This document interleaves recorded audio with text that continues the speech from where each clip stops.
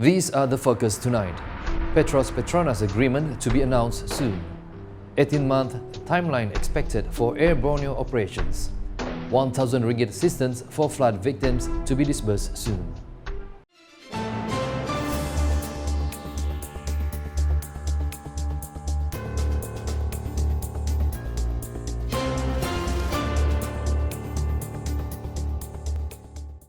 Assalamualaikum and good evening.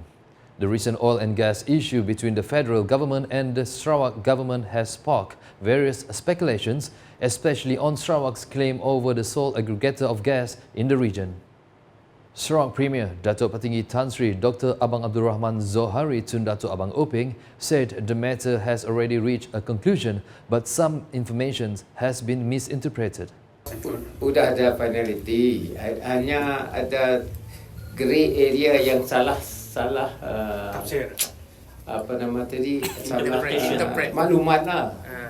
Ya, jadinya yang sebenarnya very clear water jadi grey, salah maklumat. He said this in a press conference after the sale purchase agreement signing ceremony between the Sarawak government and Malaysian Aviation Group MAG held in Kuching on Wednesday. On 5th February, Minister in the Prime Minister's Department, Law and Institutional Reform, Datuk Sri Azalina Osman Said stated that Sarawak has accepted the Petroleum Development Act PDA 1974 Act 144 as the governing law for the national petroleum industry. At the same time, she said that Petronas recognizes Petros as the sole gas aggregator in Sarawak, excluding liquefied and natural gas LNG.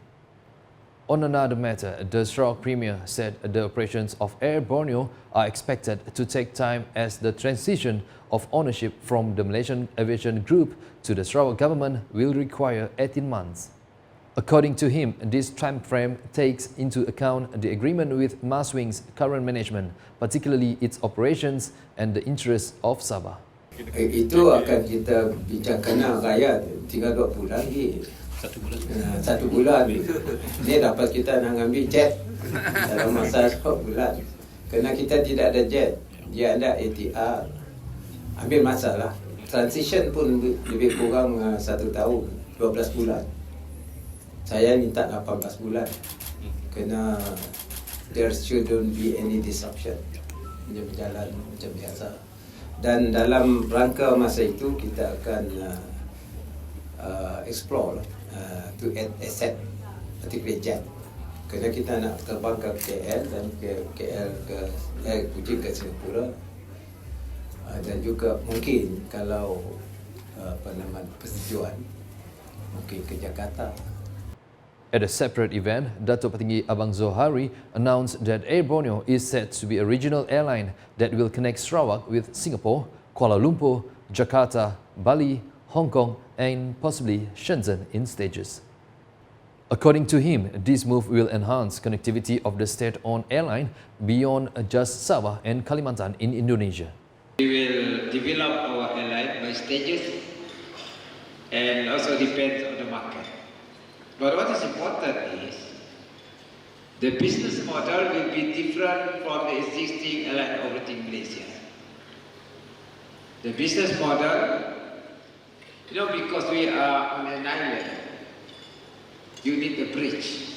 So this airline will become a bridge. You don't expect to make profit as long as we can cover the OPEX.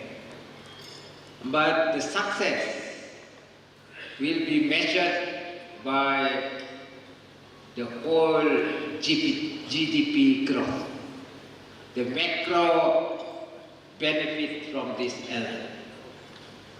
As long as we can bring in tourists, they spend money, hotel is full, ikan pun habis, sayur pun habis, dia makan, dia tengok, whatever we can offer, meaning the whole economy will be benefiting from this approach.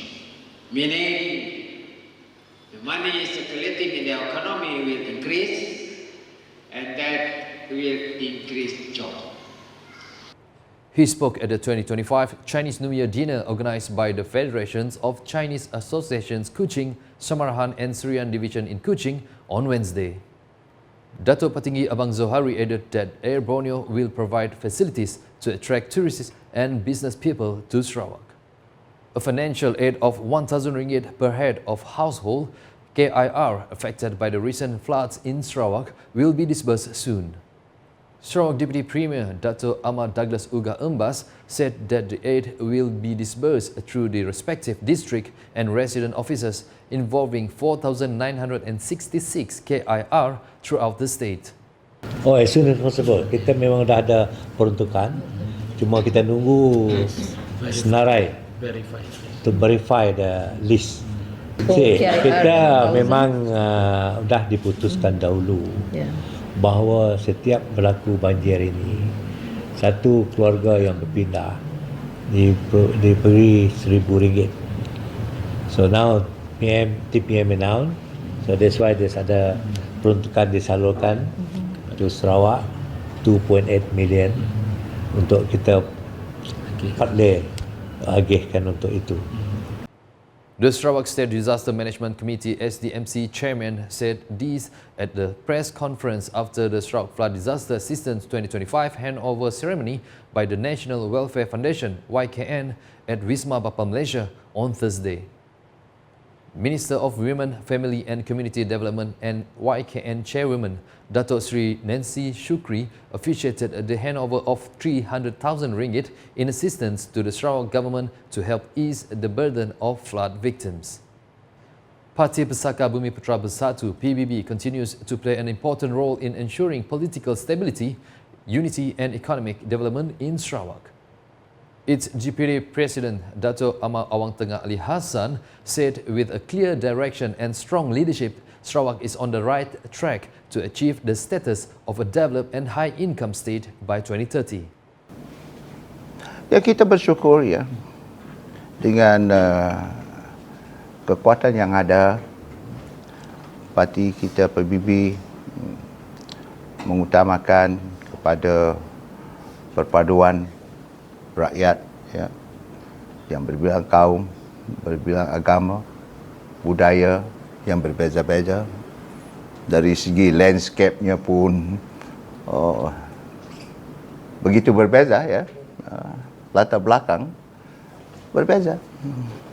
Namun kita bersyukur ya, kita dapat mengukuhkan lagi perpaduan di kalangan masyarakat rakyat. Dan dengan itu keadaan politik kita stabil, keadaan kita aman, dengan keharmonian di kalangan masyarakat kita, semangat toleransi yang ada. Dan kita dapat menumpu ke arah usaha untuk membawa perubahan, pembangunan. Ya. He said in this an interview at his office in Wisma Sumber Alam on Thursday. The Sarawak Deputy Premier also recalled the contributions of previous leaders such as a former Chief Minister of Sarawak, the late Tumpihin Sri Abdul Taib Mahmud, who laid the foundation for the state's development. Next, the leadership of the late Pehin Sri Tan Sri Adonan Satim continued the transformation efforts by focusing on rural development through the Rural Transformation Program (RTP) and strengthening unity among the rakyat. Additionally, the late Pehin Sri Tan Sri Adonan Satim established the Unit for Other Religions (UNIFOR) to ensure the communities of diverse ethnicities and faith could live in harmony and mutual respect.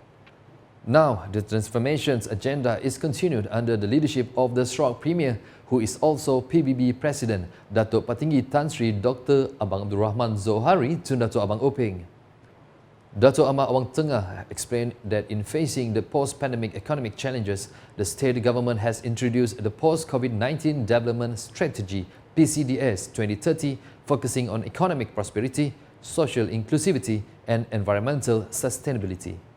Jadi sekarang ini yang amat berhormat, Premier kita menekankan kepada selain daripada digitalisation, ekonomi baru, ya, diberi penekanan circular economy, green economy, menumpukan kepada hydrogen production, for example, carbon activities, carbon capture and storage activities, dan sektor yang barulah circular economy, for example. Jadi ini adalah tumpuan yang diberikan, dan salah satulah daripada tumpuannya. Dan kerajaan persekutuan pun dah bersetuju untuk menjadikan Sarawak ini sebagai hub untuk industri semiconductor industry dan aerospace economy activities. Dan kita disebabkan oleh resources yang ada pada kita, kita juga menekankan kepada pembangunan renewable energy. On investments, the Sarawak Deputy Premier highlighted that Sarawak recorded approved investments amounting to 116 billion ringgit from 2020 to September 2024, with its pro-business policies and political stability attracting both domestic and international investors. Meanwhile, he stressed the importance of talent and skill development to meet the needs of the modern economy. Sebab landscape economy itu sudah strukturnya sudah berubah. Jadi sebab itu kita dalam parti PBB, dan PBB adalah tunjang kekuatan dalam kerajaan kita, menekankan kepada kepentingan pendidikan, tingkatkan kemahiran-kemahiran, talent development, skill development. Kalau dia melanjutkan pelajaran, kita percuma untuk mereka. Kerajaan akan tanggung semua ini. Kata kita tahu untuk menggerakkan pembangunan ekonomi ini, meningkatkan kualiti hidup masyarakat kita, salah satu daripadanya ialah melalui pelajaran. And that's the English edition with me, Sharill Malek. More news can be found in our official portal ukas.sarawak.gov.my and social media platforms including Facebook and YouTube. We conclude the bulletin with a montage of the 2025 Chinese New Year dinner organised by the Federations of Chinese Associations Kuching, Samarahan and Syrian Division in Kuching on Wednesday. #Saluran Informasi Rakyat. Have a good night.